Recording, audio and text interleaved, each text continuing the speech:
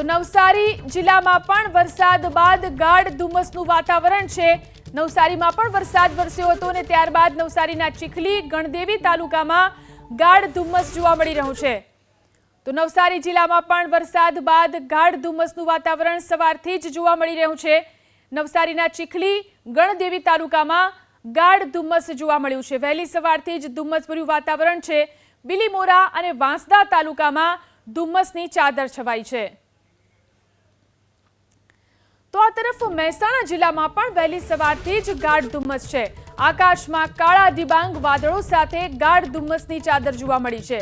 વાતાવરણમાં પલટાથી રવિ પાકમાં રોગચાળાની ભીતિ છે। તો મહેસાણા જિલ્લાની અંદર પણ વાતાવરણમાં પલટો આવ્યો છે। વહેલી સવારથી જ ધુમ્મસભર્યું વાતાવરણ।